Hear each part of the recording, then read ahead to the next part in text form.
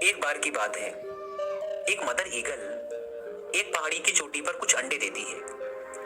उनमें से एक अंडा पहाड़ी से लुढ़ककर नीचे आ जाता है। अब किस्मत से वो अंडा नीचे लुढ़ककर आता तो है, पर वो टूटता नहीं है। वो अंडा लुढ़कता लुढ़कता पहाड़ी के नीचे पहुंच जाता है, जहां पर एक फार्म हाउस होता है। अब कुछ देर के बाद उस फार्म हाउस का मालिक उस अंडे को देखता है, उसे उठाता है और सोचता है अंडा तो काफी बड़ा है, पता नहीं किस पक्षी का होगा। वह उसे अपने फार्म हाउस के अंदर ले जाता है, जहां बहुत सी मुर्गियां होती हैं। वह उस अंडे को मुर्गियों के अंडों के बीच में रख देता है।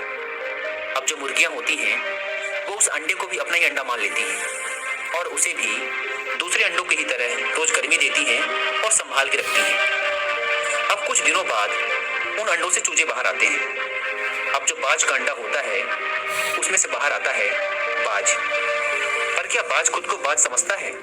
नहीं, वो खुद को मुर्गी के चूजों में से ही एक समझता है। वह रोज उन मुर्गी के चूजों के साथ ही खेलता है, कूदता है, मस्ती करता है और वो खुद को उन्हीं में से एक समझने लगता है।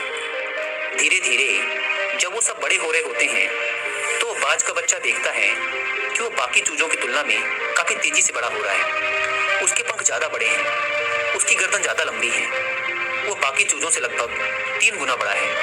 वो बाकियों की तुलना में ज्यादा तेजी से दौड़ सकता है, वो ज्यादा फुर्तीला है, वो ज्यादा ताकतवर है। पर वो मानता क्या है खुद को कि वो भी मुर्गी का ही बच्चा है। इसलिए वो बाकी वही करता है जो बाकी मुर्गी के बच्चे करते रहते हैं।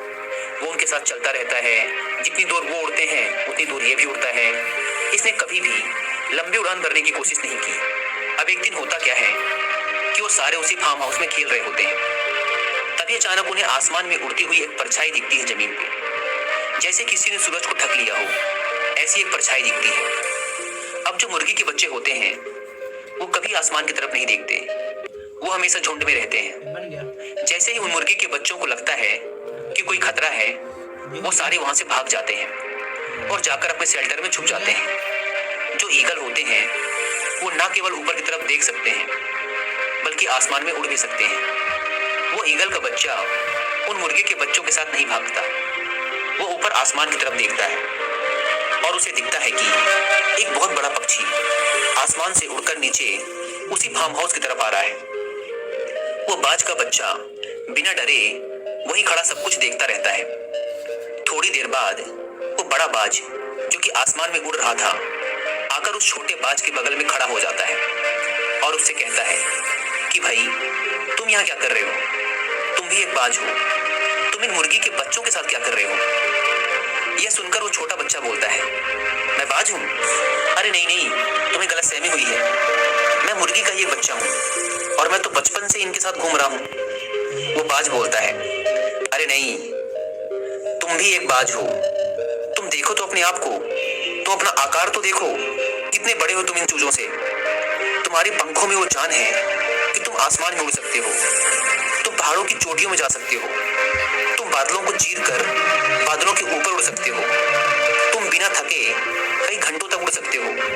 तुम में वो बात है, अपनी काबिलियत को पहचानो। तुम उन कामों के लिए बने हो, तुम इन मुर्गियों के बीच रहने के लिए नहीं बने।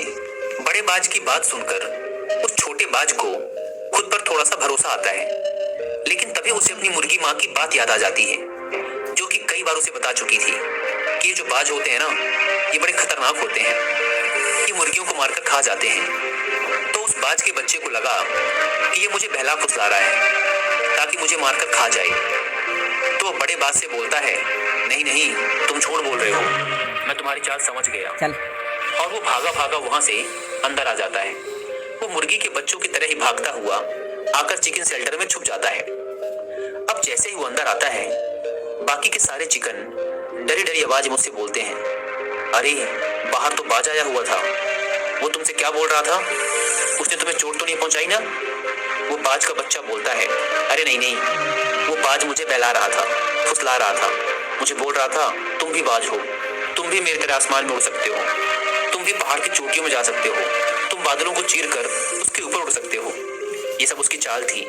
वो मुझे अपने साथ ले जाता और मारकर खा जाता, लेकिन मैं उसकी बातों में नहीं आया। अब बाकी की मुर्गी के बच्चे बोलते हैं, हाँ हाँ भाई, तूने बहुत अच्छा काम किया जो तूने उसकी बात नहीं मानी, वरना आज वो तुझे मारकर खा ही जाता।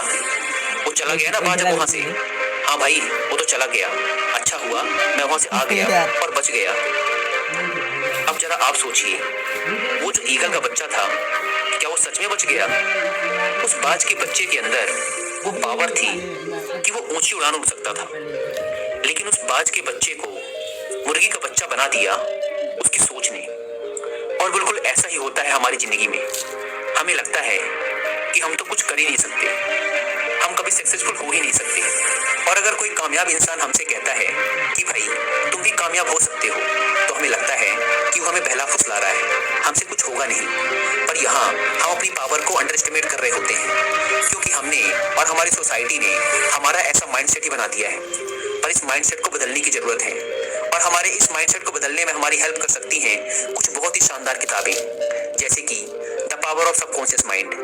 एक दूसरी किताब है जिसे आप पढ़ सकते हैं अपना माइंडसेट बदलने के लिए, वो है conceive it, believe it, achieve it by Napoleon Hill. और एक तीसरी खुद पर भरोसा करके इम्पॉसिबल को पॉसिबल करने की सीख देती डॉक्टर एपीजे अब्दुल कलाम की बुक अग्नि की उड़ान, एक बहुत ही शानदार ऑटोबायोग्राफी है। आप इन सारी बुक्स की ऑडियो बुक सुन सकते हैं कुकू एफएम पर। कुकू एफएम एक ऐसी life changing audio listening platform है जहां पर आप ऐसी हजारों बुक्स की ऑडियो बुक सुन सकते हैं, वो भी इंडिया की किसी भी लैंग्वेज में। कुकू एफएम का एम है कि वो आने वाले नए साल में लोगों की लाइफ में बहुत सारा वैल्यूडेशन करे अपने वास्ट नॉलेजेबल कंटेंट की मदद से। इसलिए इस नए साल के सेलिब्रेशन में कुकू एफएम अपने लिसनर्स के लिए लाया है एक बहुत ही बड़ा ऑफर, जिसमें वो सारे लोग जो कि डिस्क्रिप्शन एंड पिन कमेंट पर दी गई लिंक से इस ऐप को डाउनलोड करके उसमें कूपन कोड NY50 यूज करेंगे, उन सभी लोगों को मिलेगा सीधे 50% का डिस्काउंट और सिर्फ 199 रुपीज में पूरे एक साल तक हजारों ऑडियो बुक्स का एक्सेस। अगर हम एक ऐसी बुक को खरीदते हैं बाहर से तो उसकी कीमत भी एटलीस्ट 199 रुपीज से ज्यादा ही होती है। इसलिए इस 24 दिसंबर से 31 दिसंबर के बीच चलने वाले ऑफर का लाभ उठाइए और कुकू एफएम ऐप को डाउनलोड करें। Link description and pin comment पर दी गई है। दोस्तों, एक रिपोर्ट के अनुसार दुनिया के 80% से ज्यादा मिलीनियर सेल्फ मेड हैं, यानी कि उन्होंने जीरो से शुरुआत की थी और कभी वो भी आपकी और मेरी तरह एक नॉर्मल इंसान थे। बस फर्क ये था कि उन्होंने खुद पर भरोसा किया, खुद के पोटेंशियल को पहचाना और फिर एक्शन लिया। हमें से ज्यादातर लोग कभी एक्शन ही नहीं लेते क्योंकि उन्हें खुद पर भरोसा ही नहीं होता। वे ये मानकर बैठे रहते हैं कि हम तो एक साधारण सी जिंदगी ही जी पाएंगे, और वो सच में एक साधारण सी ही जिंदगी जीकर इस दुनिया को अलविदा बोल देते हैं, क्योंकि अंततः इंसान वही बनता है जो वो खुद के बारे में सोचता है।